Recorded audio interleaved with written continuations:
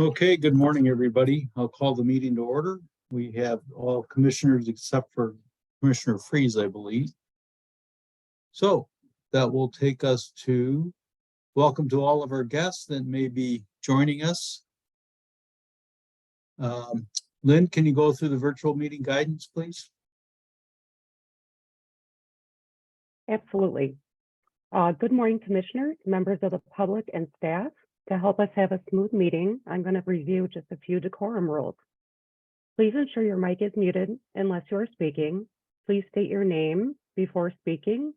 In general, please have your cameras on if you are speaking, and you may turn your cameras off if you experience any technological challenges. As a reminder, the public chat has been disabled, but you can still send messages to the host, and the meeting is being recorded and streamed live on YouTube. These are our decorum rules. Now let's have a great meeting. Okay, thank you, Lynn. Ray Schneider is going to introduce Griffin Bohm. Bohm, not sure how that's pronounced. Good morning, commissioners and staff. I'm here to introduce Griffin Bohm. He is the newest member of the collection system service team. Griffin grew up in Shawano, Wisconsin, graduated from UW Stevens Point 2021 with a water resource degree. He moved to Madison last summer after accepting an LTE position here at the district. He has been working in our department since June of 2022. During his free time, he enjoys fishing, playing basketball, camping, watching the Green Bay Packers.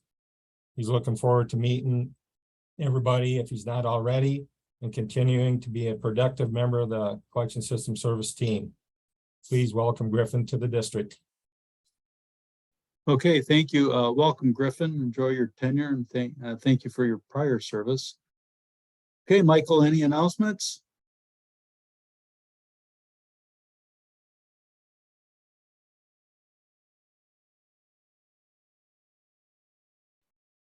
Sorry about that, Commissioner Hubble. No announcements. Oh, okay. No announcements. That will move us to appearances by the public. Do we have anybody from the public that wishes to say anything at this point? Anybody from the public? Okay, give one more call. Anybody wish to speak? I don't see any hands or anybody saying anything, so we'll move on. We have the consent calendar first. We have the approval of the minutes from 3/16.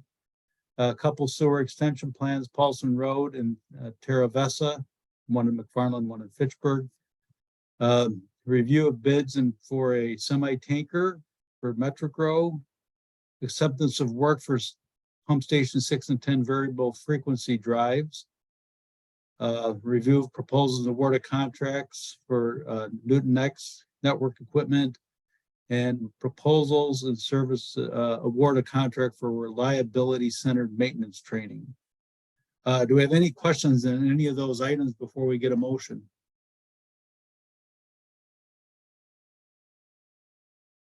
Nope. Okay. Do we have a motion to approve the consent calendar? So moved. Commissioner Meyer. Second Wilson. Okay, motion by Commissioner Meyer. Do we have a second? Second by Wilson. Okay, motion by Commissioner Meyer, second by Commissioner Wilson to approve the consent calendar. All those in favor say aye. Aye. Aye. Any opposed? None. Motion carries. Okay. That will move us to topics. The first one is an amendment to the 2022 operating budget, increasing the total expenditures by $1,444,995. Michael, are you going to lead this off? I am.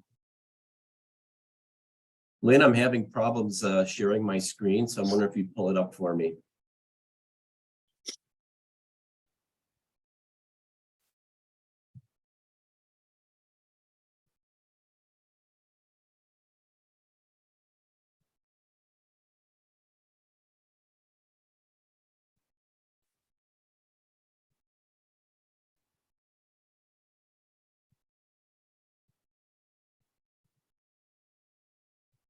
Can you see my screen?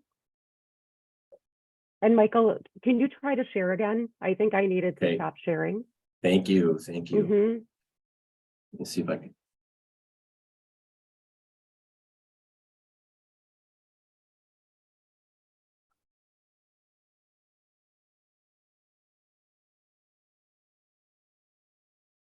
I'm sorry, Lynn, I'm just not seeing it on my end here. I have it Sure. up, but Give me 1 second. I'm having issues trying to share as well.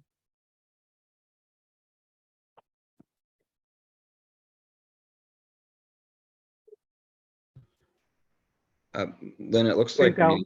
there you go. there we go. All righty. Thank you, You just Lynn. tell me when to drive. Let's move forward with it. That's great. Okay, commissioners, this is an amendment to the operating budget. Go to the next slide, Lynn.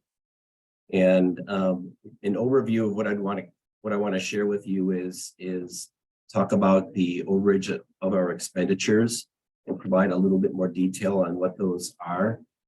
Because the action today by the commission is really about expenditures. But I am going to talk about revenues as well, because revenues and how they come in impact our reserve.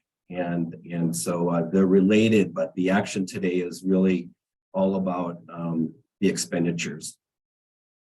Today, because of this is an overage, it will require a 2/3 vote of the commission. So that'll be 6 commissioners will have to vote in favor of the action. And then I'll share some of the changes going forward from the learnings from this last year. Next slide, Lynn. Our operating budget, the variances are, I explained in December that it looked like our labor costs and how we charge labor on capital versus operating. We were charging more to the operating side than capital. And this then has to be absorbed in our budget as an expenditure. And that ended up being 1.5 million. Non-labor related costs, supplies, services, projects that were in the operating budget went up 2.2 million for a total of 3.8 million. And through department savings can be a lot of things we didn't do in the budget to save costs. Other things are when we have vacant positions and we go to fill them, we always have some savings. And so the balance for this is that we went over budget in terms of our expenditure authority is $1.4 million. Lynn, next slide, please. This is more of an illustration than anything, just to give you a sense for how we charge to projects.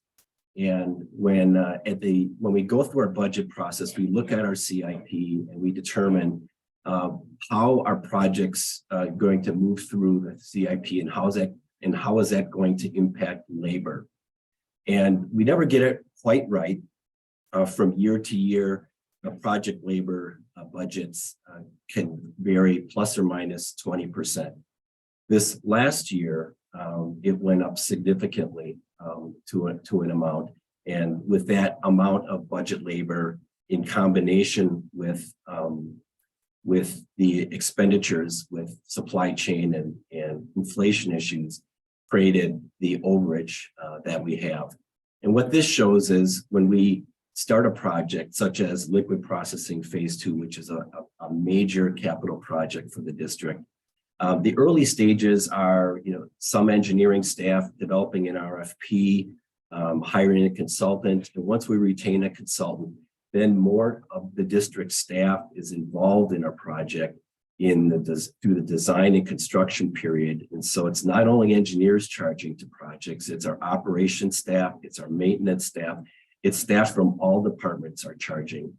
And so what happened last year is we anticipated that some of our projects would be moving quicker through the process than they actually did. Liquid processing is just one example of a project that got a slower start than we thought, 6-7 months prior to that. Next slide, please. The expenditures are, we had additional replacement parts in the amount of about $500,000 the digester cleaning project that we did. We didn't estimate correctly the amount of volume of material that we had to remove, and it was significantly more than what we had estimated. So that was $500,000. Both the vehicles and the operations building elevator, those two projects were 2021 projects, and were in the 2021 budget, but they didn't actually occur until the expenditures were not logged until 2022. The vehicles, for example, because of supply chain issues, those vehicles were ordered in 2021, but they did not arrive till 2022. And the operations building elevator was the same thing. The contract was to get that work done in 2021, and for a variety of reasons, that project did not get finished until 2022. That has two things. We had the expenditure in 2022 for those projects, but they weren't done in 2021. So we had some savings in 2021 budget because those projects weren't done. And then there were additional costs for chemicals, our reserving from MetroGrow, the field reserves, and then the natural gas, and just general inflation, ranging from 6% to 25%, depending on the type of equipment. And that all added up to the $1.4 million of large expenditure increases. Lynn, next slide, please. On the revenue side, the picture actually turned out better than we had thought. When Todd presented our service charges for fourth quarter and end of year, it looked like our revenues were going to be down significantly. And from a service charge standpoint, they were.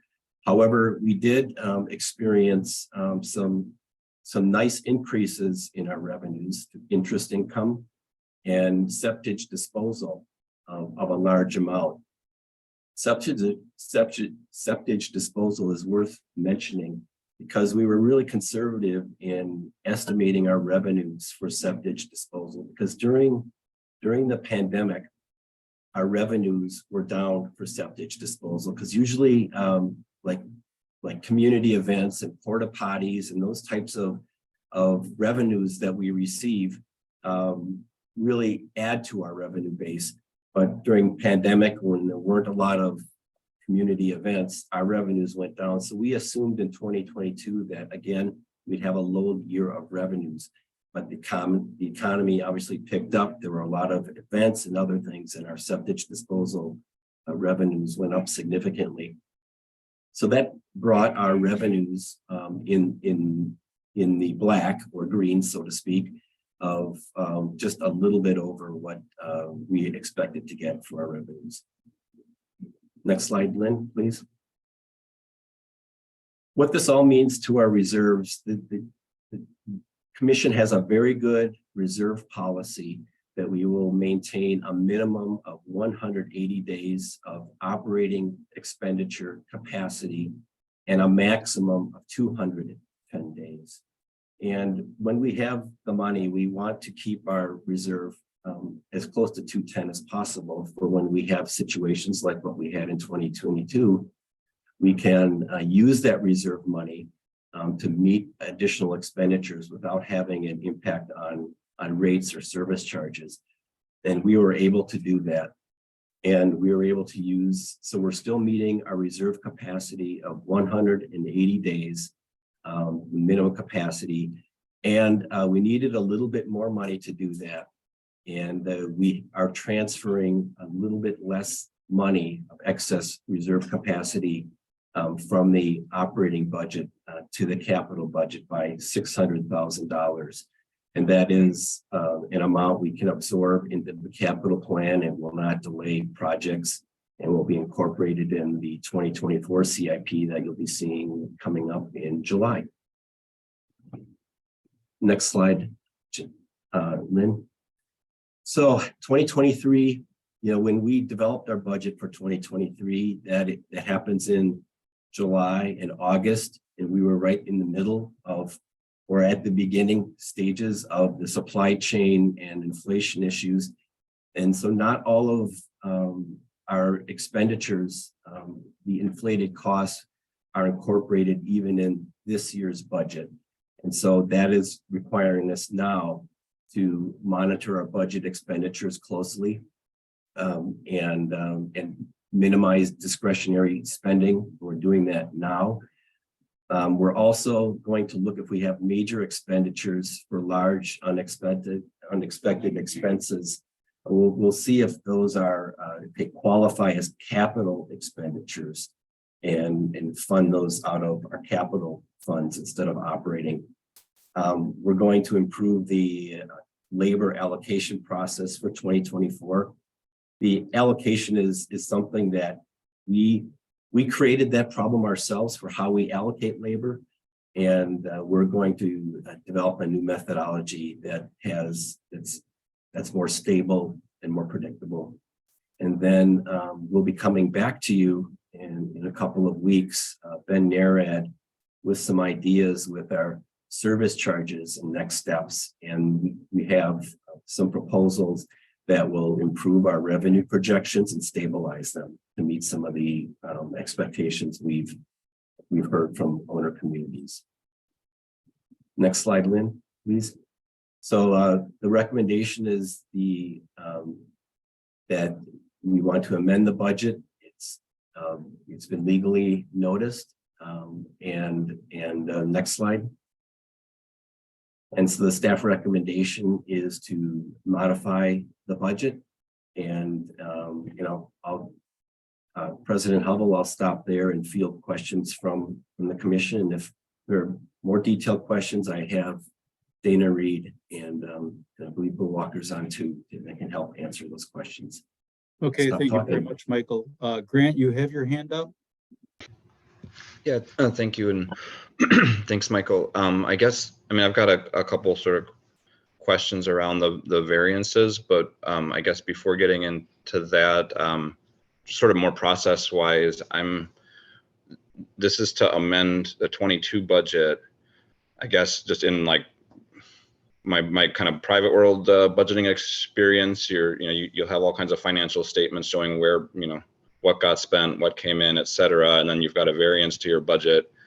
But in that world, we wouldn't really amend our budget at all generally, but certainly not like a previous year's budget. I know with the city of Madison, we will do amendments, during the current year, but really with the expectation that we're changing authorization in some way, sort of ahead of the next cycle, but not as a correction to what was spent versus what was budgeted. So I guess just big picture, is this like a normal practice for the commission? And is it just policy, or I know the statutes govern how amendments need to be noticed and how they need to be approved. But I guess my big question is, why are we amending the 22 budget instead of just showing actuals and how they varied from what we adopted? That's a really good process question. And the route, since this is something that is fairly unusual for us, we wanted to see what the actual expenditures were so we could make an accurate recommendation to the commission on what that amendment needed to be. Otherwise, it would be speculative. And for example, when I came to the commission in December,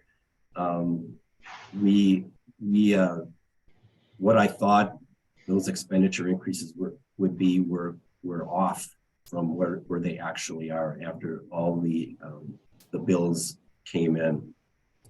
2 years ago was the only other time that the commission amended the budget. You may recall when we were challenged with Metro Growth Storage and we're starting to landfill our biosolids. We were looking at, and this was 2 months after the commission, the new budget took in effect. We amended the budget by $700,000 in anticipation of an expenditure for additional landfilling. That by the end of the year, that never came to fruition, and we made a budget amendment where we really need to. So it's really up to the commission and how you'd like me to handle this. We don't have clear policy guidance how we do this, and it's so rare. The decision I made was, let's get the real numbers and then come to you and explain in detail what those added costs were. Okay, so we could sort of accept the report and not necessarily amend the previous budget. There's nothing sort of forcing us to, or maybe a better question is, what are the implications if we didn't amend the 22 budget? We still have the information in front of us, but I guess what would that change, or what would be improved by amending the 22 budget? Good question, Paul. Attorney Kent and I had this discussion. I asked a similar question, and what would we be subject to lawsuits? Would the state sue us for not meeting our revenue? And maybe Paul, you can jump in here and provide the answer that you gave me on this. Yes, there's nothing specifically that creates a penalty or obligation, and especially in the case where these funds can be covered by the reserve. It's not like we're defaulting on our obligations or clean water funds. So the funds are there. It's covered by the reserve. The law is somewhat less clear exactly what other remedies might be out there, but there isn't anything specific that creates a penalty or a problem that way. Okay, well, I guess I'll just say, my preference would probably be to not sort of develop a pattern of going back and amending previous budgets, but I do think it's really useful, and I think it would make sense to have it be an annual event to get, probably sometime this time of year, do a budget to actual comparison, kind of full comparison, and share with the commission. Makes sense to me. I don't think there's really any value in making amendments to a previous budget. So thanks. Commissioner Wilson? Yeah, thanks, Tom.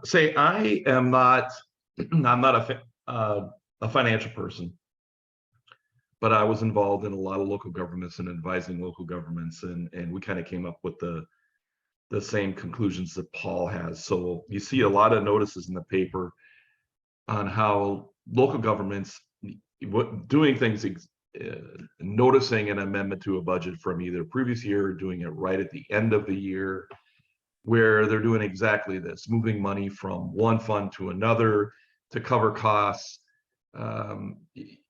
There's some statutory requirements on what you got to do, and Paul tried to mention those. So I really don't have a problem with a governmental body noticing that they're making an amendment to a budget in the paper to let the public know, oh, by the way, we're doing this. I think that's appropriate and proper. I don't have a problem with that.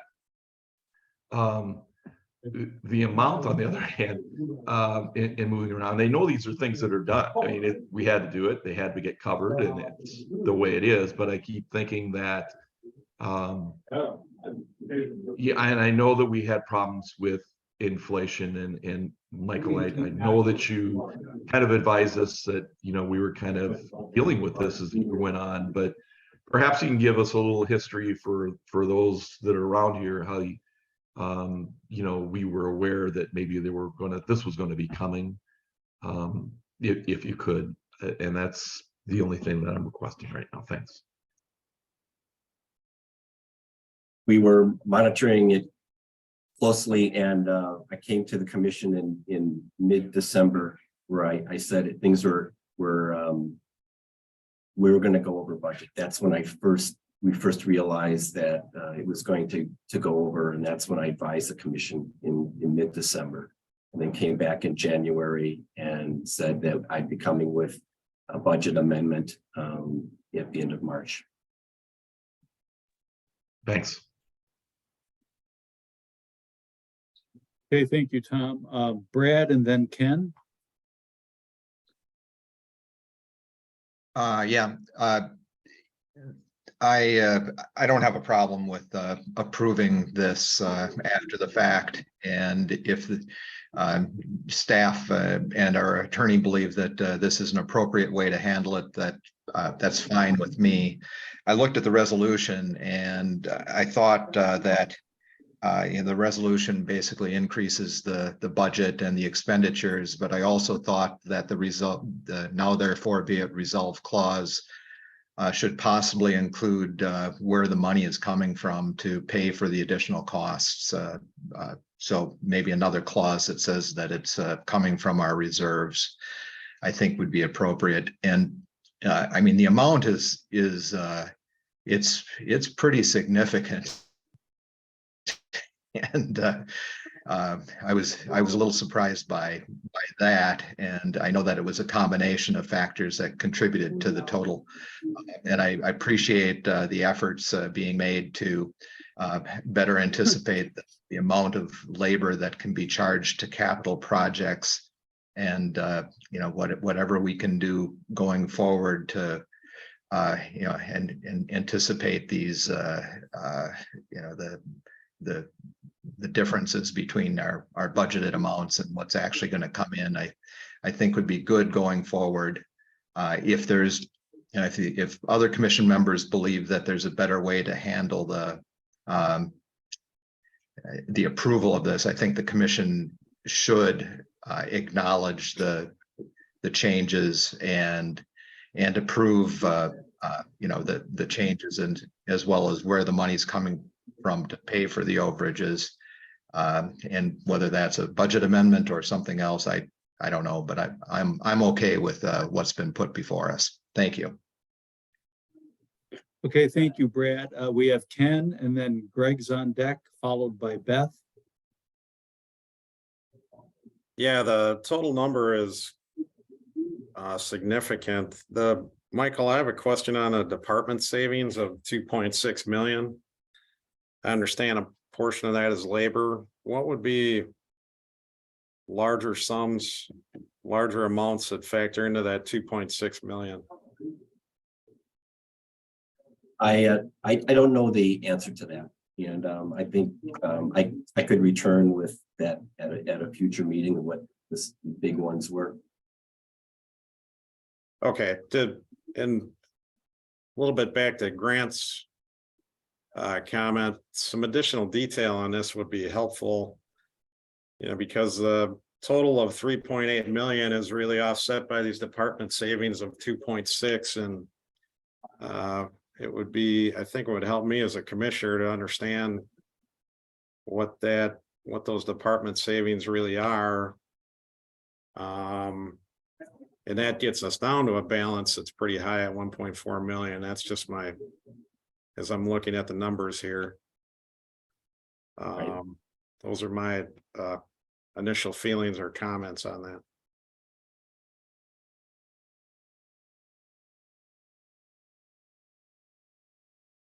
Okay, Greg, then Beth.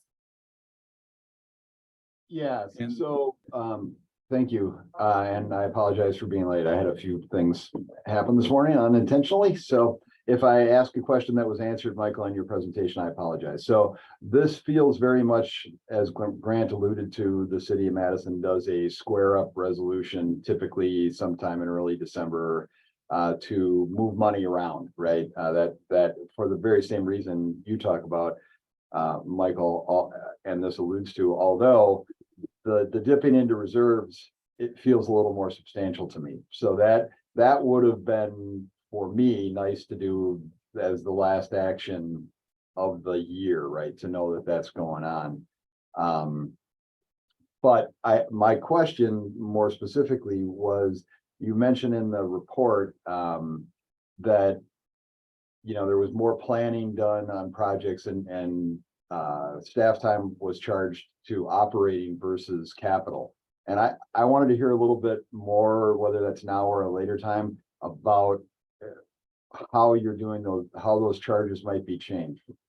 And just again, from my experience, planning for a project for us, for engineering here at City of Madison, we would wrap all those charges into the capital project. So especially if it's a long DOT project, that project can start 3 or 4 years before the actual construction, and all those costs, the surveying, the wetland delineations, all those reports that have to be generated as part of that project are all charged to capital. So I'm wondering if you're doing that differently now, or excuse me, if you were doing that differently, and that's part of the problem, and if you plan to change that.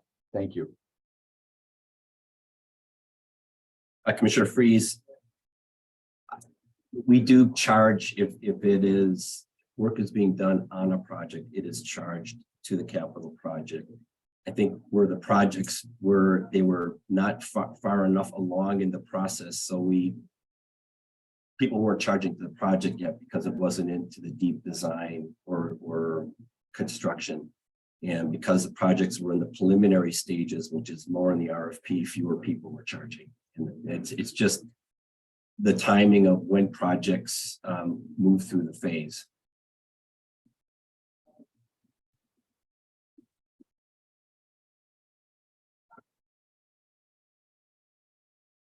Anything else, Greg? No. Okay, Beth and then Grant. Yeah, I just wanted to say that I'm not surprised that we have the changes, given all the factors. I think the amount was a little bit surprising to me. And along with others, I'd like to see a little more details on how that came about. And then I guess another thing is we talked about taking it out of reserves, which is great. We've got those reserves. But I'd like to see how we're going to readjust the reserves then to put money back into that pot. So we have that available in the future if this should come up as an issue again. I can answer the last question. The reserves, usually with our revenue from year to year, if our expenditures are low and our revenues are high, we replenish the reserve account. Right now, we don't have to replenish it because we're at the minimum reserve requirement. So that's how we manage that during the budget process every year. We look at what last year's expenditures, what last year's revenues were, and see if we have to make adjustments. And that would be part of my budget presentation coming forward and making sure we maintain our reserves.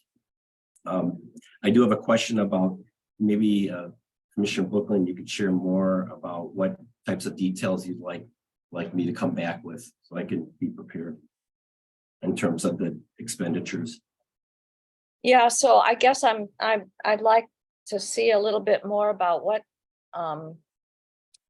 labor costs. I think I was a little bit surprised by the labor costs. I'm not surprised at all by the inflation, but how those really increased would be helpful.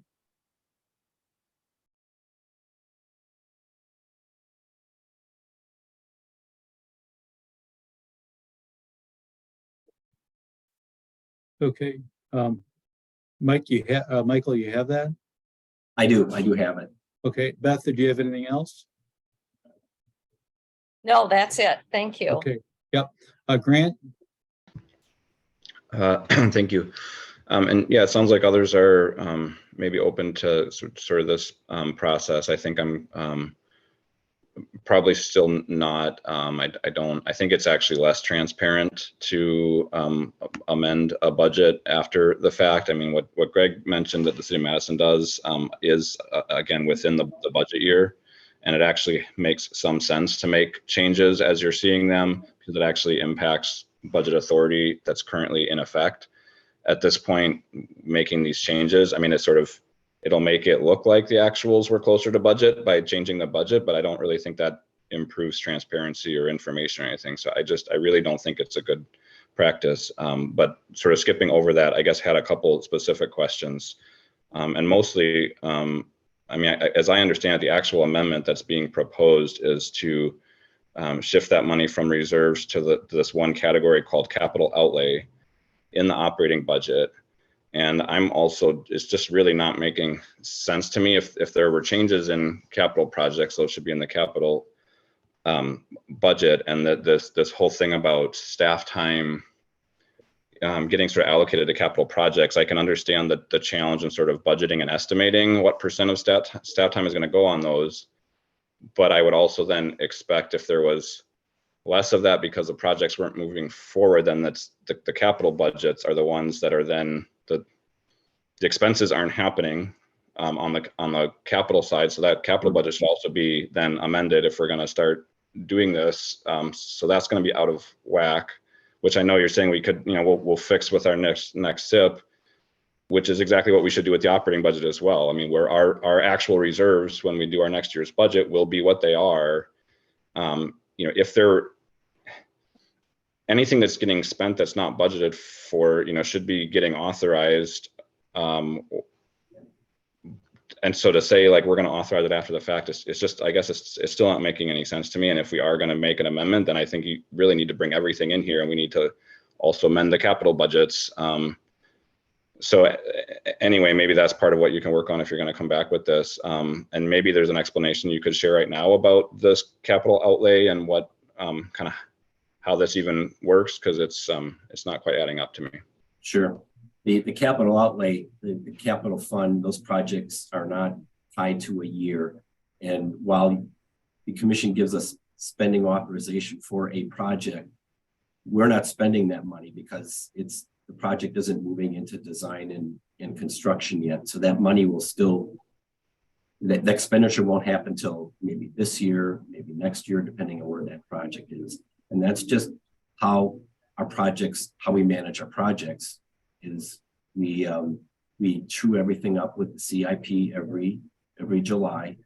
And we look at what was done previous year, and then we develop another 6-year projection for the next year and look at what that impact will be on the upcoming year's budget.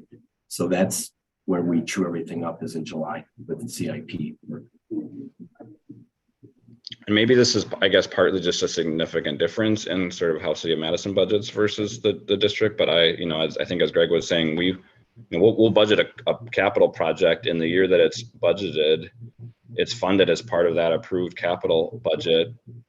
The expenses happen when they happen, and many times the projects are 5-6 years long or more.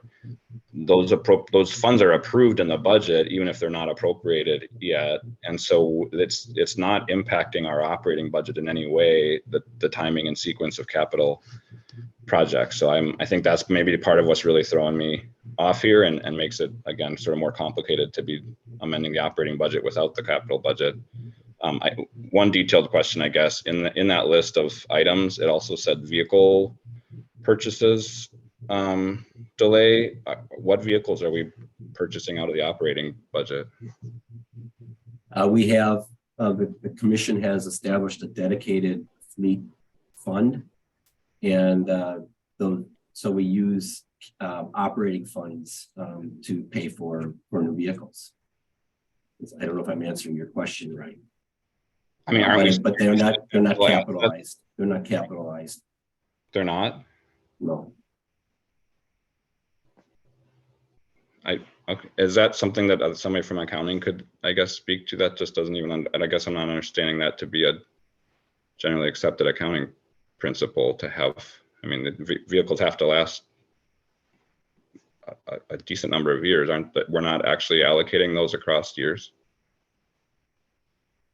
I think didn't the commission have a discussion on that when Jim Martin was present, and we decided that we would rather have as the vehicles purchased out of that kind of vehicle fund that we put money in every year with the operating budget, right?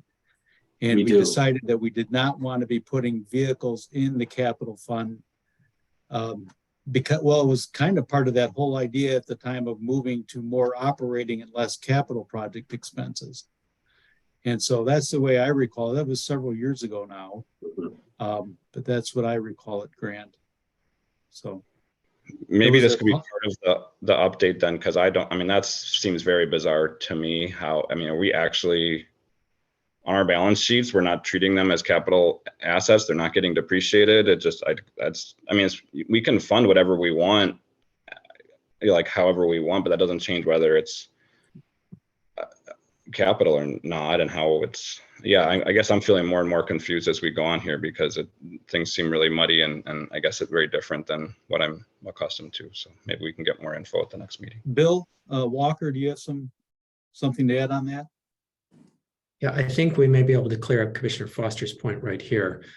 There's a difference between the source of funds, which in the case of vehicles is from the operating fund, and their accounting treatment after the fact. Now, I'm not speaking for accounting here, but my understanding is that we do capitalize in an accounting sense things that last for multiple years, and I'm assuming we do so for vehicles as well, even when those are funded from the operating budget. And I know for sure there are several things that we purchase out of the operating fund and capitalize. The point here is the one that President Hovell made, which is there was a decision made before to set up a vehicle replacement, we'll call it fund, even though it's not, a subset of the operating fund to sort of manage the fleet over time in an organized way. And you're right, we could have done that out of the capital fund as well. And this was before my time, and it was done in the operating fund instead. But I would not worry that we are failing to follow accounting principles in our handling of vehicles.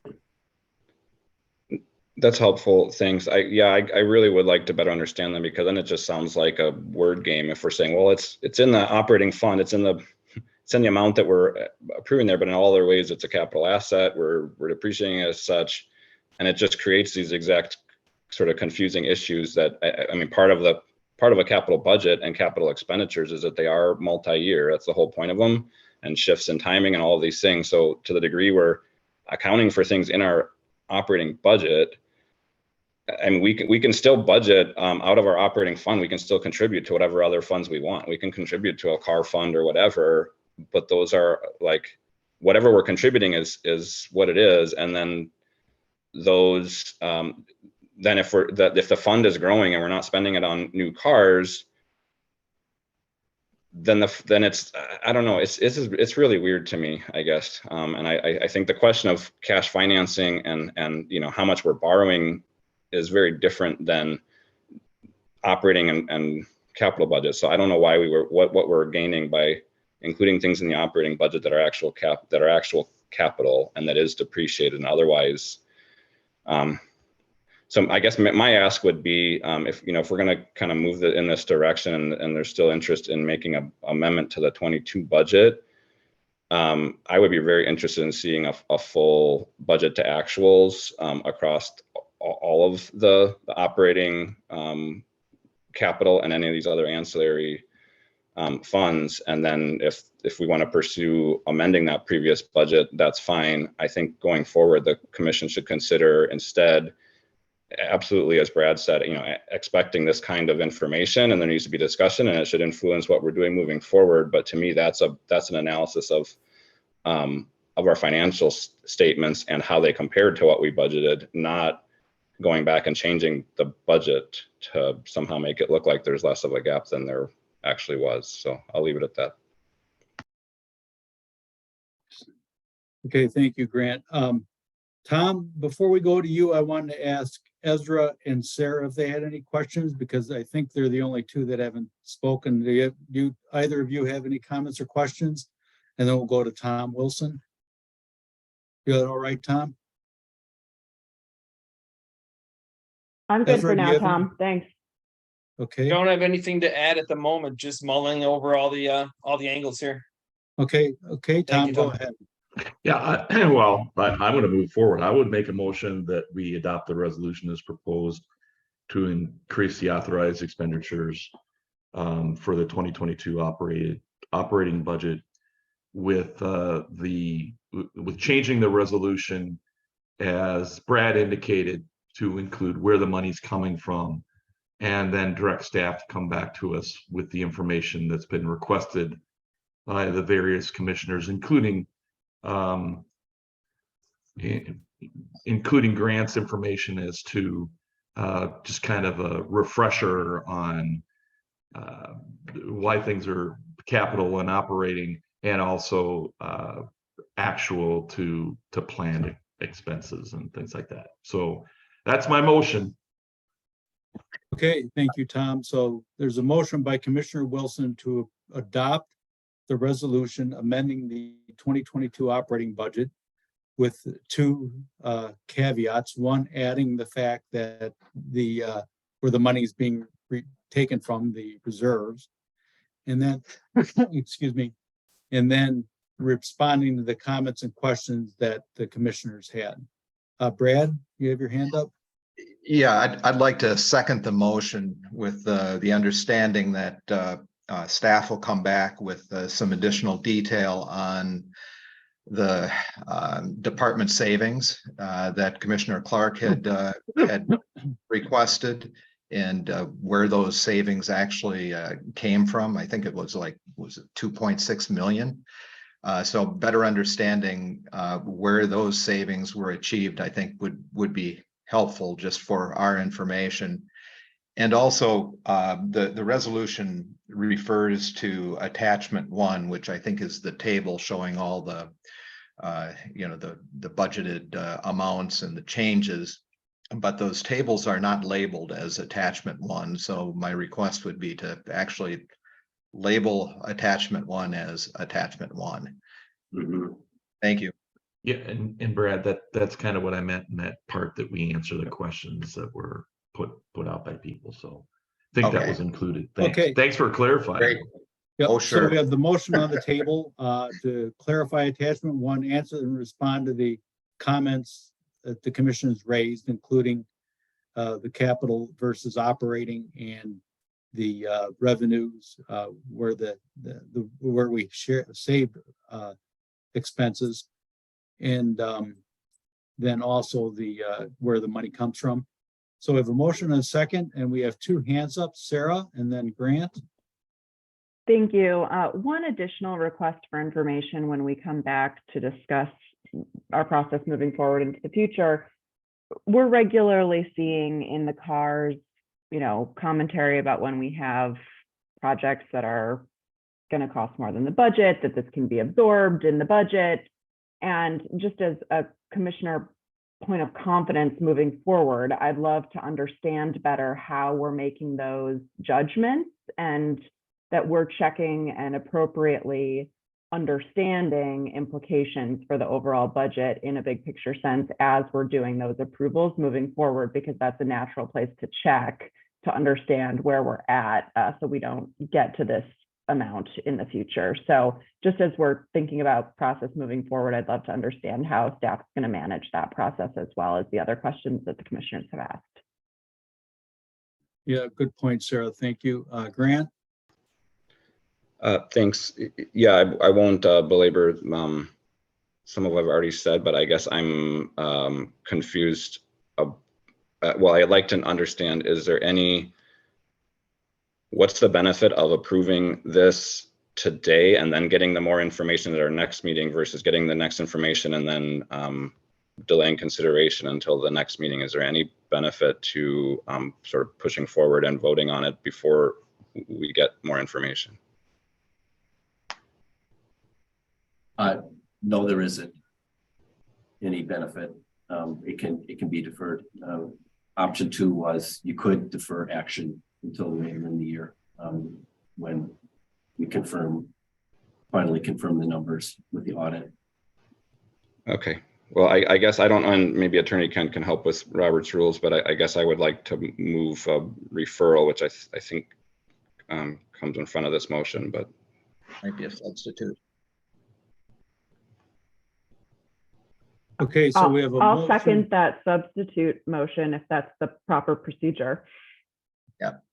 Okay, so we have a motion by Commissioner Foster, seconded by Commissioner Estridge to defer consideration to a later meeting when the information is available, and then at that point consider the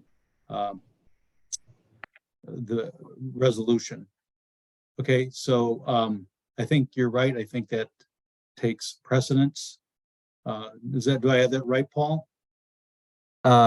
Yes, I mean, you could withdraw the prior motion, but I think this does take precedence. So we should Okay, be and I okay. believe it's also, is it non-debatable?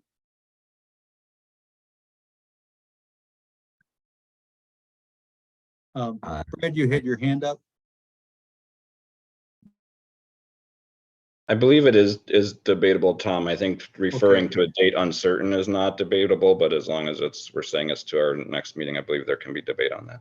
Oh, okay. I was getting it. Brad, you have your hand up? Yep, I was just wanted to indicate that I'm fine with delaying action on this and getting the additional information before we act. Thank you. Okay, Greg? Yep, so I would agree if this were, I know I'm comparing everything to City of Madison and I apologize, but that's where I've come from. So if this were the City of Madison's true up resolution, that kind of has to happen for them before the end of the year, right? There's an urgent, it has to occur that way. So, it becomes one of those like state government kind of things, right? You got to get it done before a certain day or this happens, right?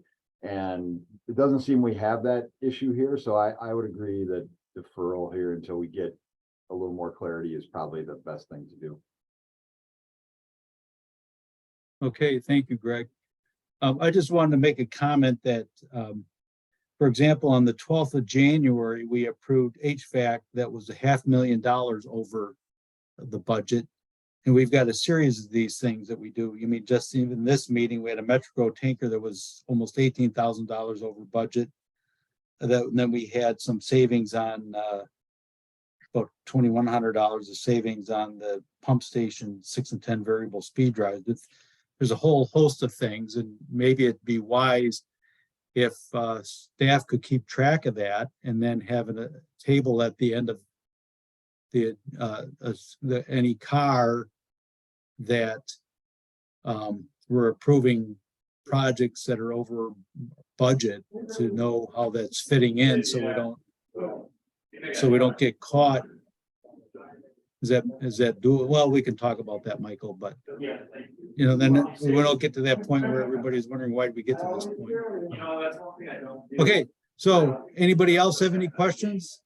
So the motion is to defer consideration on the probably until the next meeting for the resolution on the increasing the operating budget of 2022. Okay, seeing none, all those in favor say aye. Aye. And opposed? None, motion carries. Okay. That will Thank you, take us to Commissioners. Rachel File, Pump Station 17, Forcemain relief. As Rachel loads up her presentation, this is coming to you. We don't do project updates that often anymore. But given that this is a $10 million project and there will be 4 decisions that will be coming to you on this project, nothing that controversial and will likely be on consent, I thought it would be helpful for Rachel to give just a brief overview of the Forcemain project. So with that, Rachel, take it away. Thank you. Good morning, Commission. Hopefully everybody can see my presentation. I'm Rachel File, Project Engineer 2, here to update you on the pumping station Forcemain Relief Phase 2 project. With our time together this morning, the goal is to update you on 3 things. First, the project background. Second, to give a design update. And third, to give you a heads up on next steps. So let's get started. So the project is in the city and the town of Verona, and as the name implies, it is related to Pump Station 17. The existing pump station has 1 Forcemain currently, and in the future, this pipe will not have enough capacity to serve the increased flows coming to Pump Station 17 service area.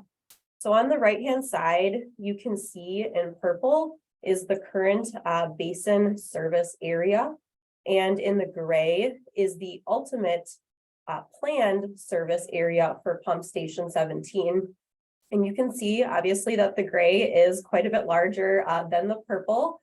And the gray planned ultimate area really has been in planning for decades to accommodate growth, and particularly the Lower Badger Mill interceptor, which is a separate project, is being located to help facilitate the flows to Pump Station 17 and also relieve the Midtown lift station of the city of Madison. So in a nutshell, there's more flows anticipated coming to Pump Station 17. hence why we must add a second or relief force main.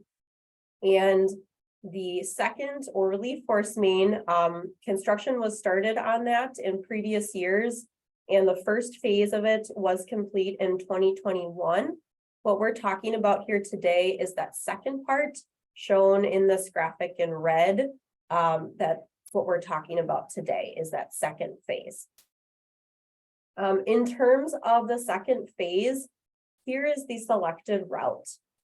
You can see in this graphic, there's a red portion. That portion will be the force main. With this route, we also had the opportunity to utilize gravity, shown in green there. And there are 4 main benefits with this route compared to other routes that I just want to highlight for you. In terms of this selected route, provided a regional wastewater transportation for the town of Verona, the city of Verona, and the city of Fitchburg. The route also avoids potentially building a local lift station. And this is again consistent with the district and the commission's policy and preference for gravity conveyance where possible. This route also uses about 30% less operational energy than other routes because of the curves and the pumps and everything. And then this route actually is the most strategic for us long-term in terms of minimizing future work.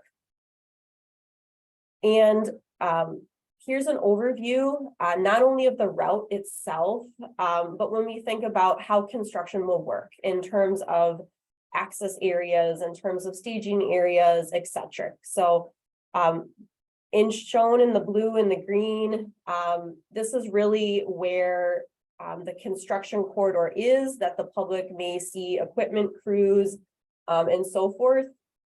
And also shown on this graphic in red is the city of Verona Lower Badger Mill path, which I'll touch on here in a moment. So as an update to where we are today, we are working on completing final design for this project, and we are in the process of completing review of appraisals and anticipate obtaining easements through negotiations. We are also working on obtaining permits, particularly the wetland permit. We are finalizing work on agreements with municipalities, which I'll touch on here in a moment. And we are putting together the contract documents, the plans and specifications to bid the project. And so the first item I just wanted to talk a little bit further about was permitting when it comes to wetlands. So if you are familiar with this area, you may know that there are wetlands there and the project will impact wetlands. We have completed the necessary pre-permit steps, including consultations with the DNR, the Corps, and are implementing best management practices to really minimize and restore to the extent possible that we can. And in the past, when projects exceed a certain amount of wetland disturbance, as part of the permitting, the DNR requires that the project purchase credits through a wetland mitigation bank. And that is what we are anticipating the permit will say for our wetland permit. And our design consultant is estimating that this fee for the wetland mitigation bank credits could be in the range anywhere from $350,000 to $450,000. That amount will ultimately be determined through the permitting process by the DNR, but just wanted to bring that to your attention. The second item would like to talk about is municipal agreements. Projects occasionally provide opportunities to partner with municipalities on work. And given the timing and the proximity of this project in relation to both work that the city of Verona has planned and the town has planned, we do see agreements as being beneficial for all parties. And work through a single construction contract can minimize disturbance to the general corridor. It can streamline communication with stakeholders, can realize a cost savings through economies of scale, and really minimize duplication of efforts. And so some of the more tangible things with these agreements is the city of Verona is looking to complete a paved path. The benefit for us in terms of looking to do an agreement to partner on this would be we can create more reliable Forcemain access for our maintenance staff. And ultimately, the path will be maintained by City of Verona, so it's a great deal for us. And then the second agreement that we are looking at bringing forth as well is an agreement with the town of Verona. There are some sewers in the area, some town sewers that are in need of relocation, and the district long-term will have to do this work. If we don't do it today, essentially, we'll have to do it later, and the town wants to do it now. So we're trying to see if we could partner together with this project to accommodate that. It would reduce vulnerable infrastructure. On the bottom right is a actual photo of a manhole that we are looking to relocate. You can definitely understand from this photo how it might be vulnerable and how it might be subject to I&I. And so partnering will help reduce vulnerability in the area. It will also, with that project, provide safer access for our staff to manholes and to the site in general. So we definitely see benefits in partnering on this work. And so there is no requested action today from the commission. Again, this is just an update, but just wanted to highlight a few of the things that you may see come forth in the next few months. The first would be approval of transaction amount for the wetland mitigation banking, since it is over that $100,000. We do plan on bringing it forth to the commission. The second and third items are those agreements, just getting commission authorization to formally enter into those. And then the last two items are really more standard sewer extension approval and review of bids. So just wanted to give an update today on the project and ask if there are any questions. Okay, anybody have any questions? Thank you, Rachel. Rachel, I've got a question. So the wetland mitigation, that it only involves our sewer line and it does not involve the path or any of the other aspects that, for the city? Is that correct? So associated with the city's project, there will also be some wetland disturbance, but that number that I was showing you here today is just the anticipated district's portion. Okay, so under your thinking here, we're paying for the path construction for the city of Verona, and then they're going to maintain the path. So like any repairs, maintenance, plowing, all that is covered by them. So, and that's getting into the details of the agreement, which we will definitely provide you when we bring forth.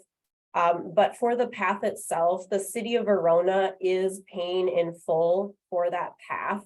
How it would work, or how we're envisioning it work with a joint agreement, is that there's one single contract with the contractor.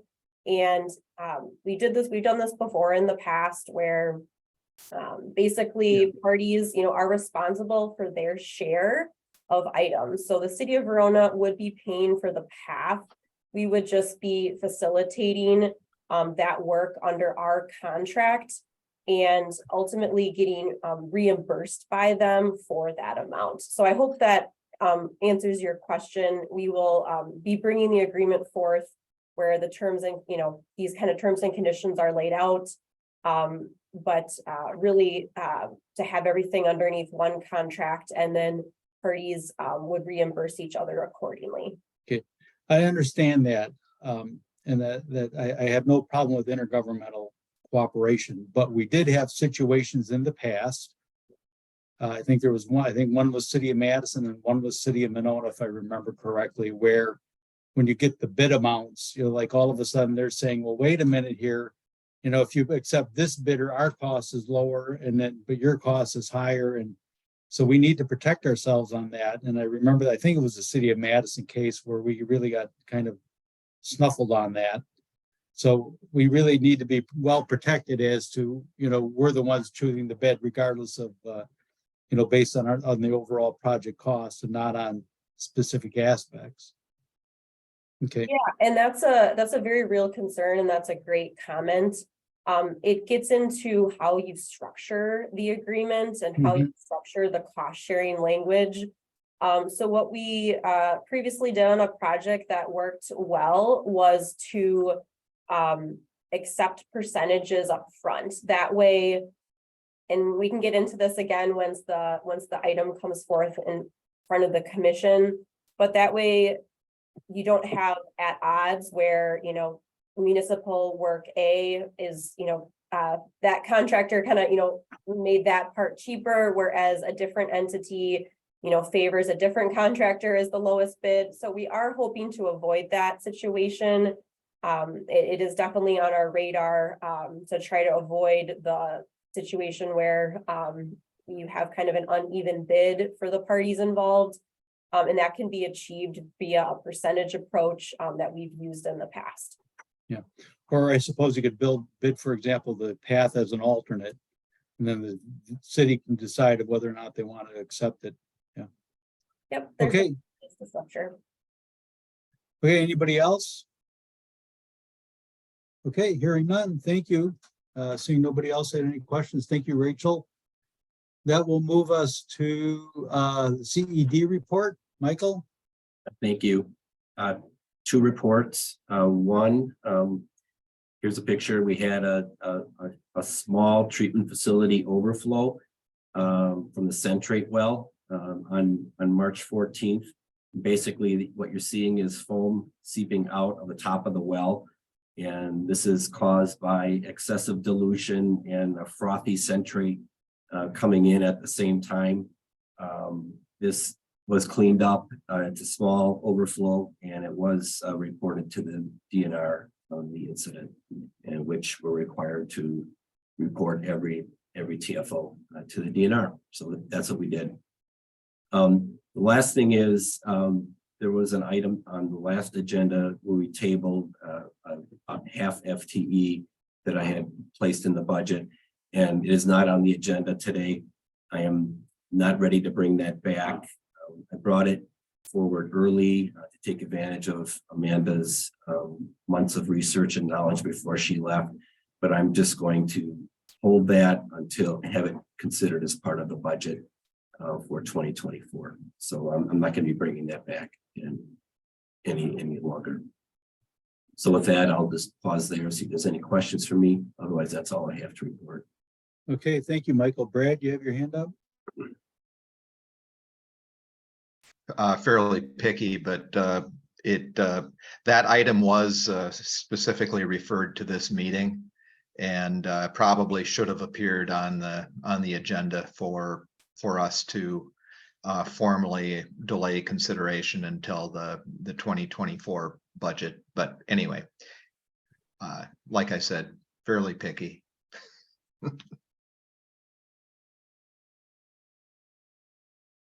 Okay, thanks, Brad. Anybody else? Seeing none, that will take us to the regulatory review. Paul, legal?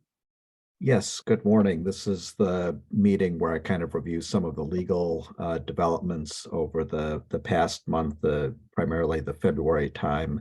And there were some public records issues that we had to deal with, but in a couple of personnel items, but the majority of time was on a number of contract and regulatory issues. there were some consultant contract revisions, some issues with the new artist in residence contract, and some questions about some generator damage that was done as part of an existing contract, and working to resolve that. On the regulatory side, there continues to be some issues about lagoon sampling in the process of EPA's 5-year review.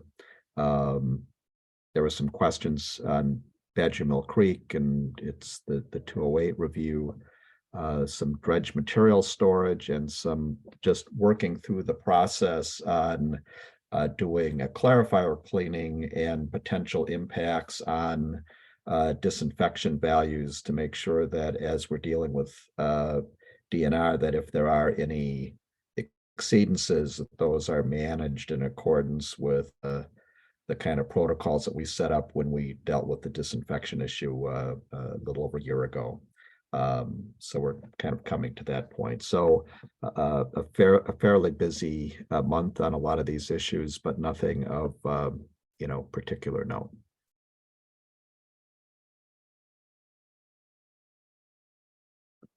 Okay, thank you, Paul. Anybody have any questions? No hands up, so we'll move to the, let's see where they go, the operations report. Alan? Good morning, commissioners. Can you see me on this? Can you see me and hear me okay? I'm not kind of a spotty Wi-Fi, so. Yeah, we can see you and hear you, or I can anyway. Okay, very well. I'm Alan Grooms, Operations Manager. I'll be presenting the operations report for the month of February. I can get my slide. There we go. Hopefully I'm not getting a bunch of lag here. So I apologize. I'm coming to remote via Wi-Fi, and I'm not sure, not Wi-Fi, internet. I'm not sure how good the parameters are on this. So generally, for the month of February, we were well within our normal 3-year ranges, the shaded portions on these dials.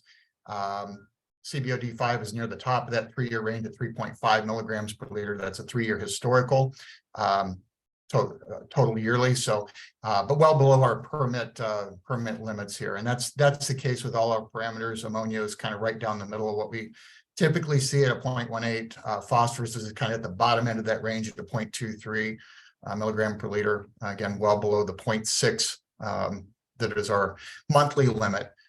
Suspended solids 5.3 is kind of right down the middle. Those limits will tighten up as we get more towards summer for things like ammonia and suspended solids, as you may recall. But for the period right now, we're well below normal, what our regulatory permit requires.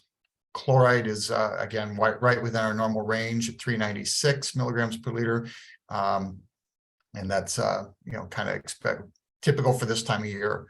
Metrico storage, we still are in good shape. As of the end of February, we're at 57.4% of our total storage capacity used. So just over 40% remaining. We're still in pretty good shape. It's still projecting out to mid to late May. And I kind of quipped, although if it gets to May and we aren't hauling out, I'll get more nervous. But right now I can joke a little bit about it, that if we get that far, that we're into that, we've got bigger problems probably. So any questions on the performance dashboard? Okay. And we are doing a change in format. We did change over from, we'll do the resource recovery metrics once a quarter is a change we're making in formatting. So, but I did want to touch on an activity that is going on right now, spring clarifier cleaning. So as Paul Kent alluded to with our permit, some discussion about our permit numbers. So an activity that we do in spring and fall, and we do that, typically we've done that from late March into mid-April and mid-October to late October. It's basically an activity where we have our facilities maintenance crews get into the clarifiers and individually pressure wash them down. You can kind of see pretty clearly here what over time you get algae kind of grows and accumulates on the concrete surfaces. You also get, other kind of slimes and things like that. So periodically we go in, twice a year, we go in and clean these up to kind of get that off. The other thing about letting that algae accumulate is as it gets to a certain length, it tends to slough. And so that sloughing comes off, it comes off in strands, and then it fouls the UV system and hangs up on that and causes problems with that. So this is an activity that the crews are currently engaged in. They clean off, the troughs here. The other good thing about cleaning off the troughs is it hydraulically, this is the water, how the effluent flows out. So at a high flow event, if these troughs are dirty or fouled with algae, their hydraulic carrying capacity is less. And so we can't push the water through the plant quite as quick, and we increase our risk of overflows inside the plant. So, this may look like it's cosmetic, but there's a lot of practical reasons we actually undertake this activity. We also clean up what we call here the V-notch weirs. You can kind of see those in these pictures. Again, to clean those up a little bit so they flow better. And then this inner fiberglass piece here is called a scum baffle, and that just keeps kind of any floating solids on the top from, it has to actually duck under that and then come back over to get out. So if it's really a floating material, it's got a chance for the skimmer to skim that off and then remove that from the clarifier and protect that. And so this activity we did started this week. So as you may recall, you can kind of see there was some spray involved with that. It's an activity. It's even this time of year, it can get pretty cold.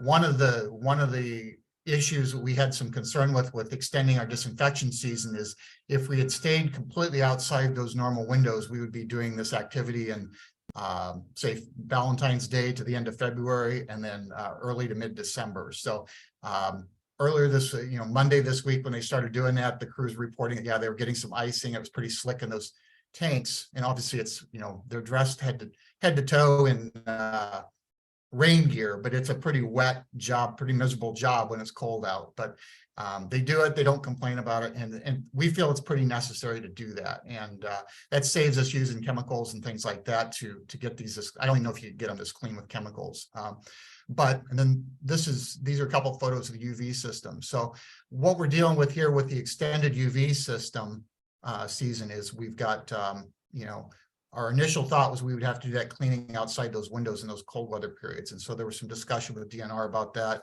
DNR said they would give us consideration on any permit exceedances we had with respect to CBOD and TSS during this period where we're doing, as long as we're cleaning clarifiers at our normal period.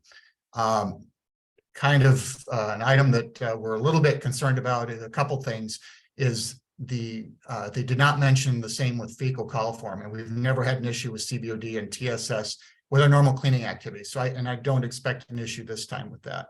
I am a little concerned about the fecal numbers. We don't really know how this is going to impact the system. A couple of alternatives to try and address this. We could just try and push the flow through the units and let those, that particulates in that come through there. We're not sure how well the units would work doing that. The strands of algae and things like that can house fecals and kind of protect them. But more concerning is it can wrap around those lamps, and these new lamps are set up with wipers and things like that. So that may mean that we have to pull them out to clean those off, manually remove that, and temporarily take those units out of service. The actual mechanisms could be damaged. So we really didn't want to run that through there because where we might risk a short-term violation by moving through there and trying to disinfect through that, if we damage those units, we might be down for days or even weeks. And so you might take what was going to be a one-day hit and turn it into a month-long hit. And that is something we didn't want to do either. So that was weighing into our considerations. So the other alternative to either complete bypass or to try and power through it is what we're trying to do this week. And I will report back next month on how it went. We're basically adjusted our cleaning schedule. So we're disinfecting Monday through Wednesday, or correction, we are cleaning clarifiers Monday through Wednesday. So we are bypassing those units, and we've let DNR know this during that period. And then we're turning the units back on over the weekend. And so that's our normal sampling schedule is Tuesday, Thursday. So we feel like we're given a very representative sample, probably a little harder on ourselves of what we're actually going to be putting out to the environment. But we'll have to sample that and see what it is. I should mention when I give the dashboard limits, that's, some of you probably know if you've looked at our permit, that's a very simplified version of our permit limits. We've also got things like daily and weekly limits on a number of parameters, sometimes in concentration, sometimes in mass. In this particular case for disinfection, what I normally would present is the monthly numbers for fecals, because that's normally been the number we're concerned with. In this case, I'll be at least talking to you probably at the end of the month how we went in terms of weekly. Because looking at the numbers, the fecal numbers are figured on what's called a geometric mean. And I won't get into the math. If you're really interested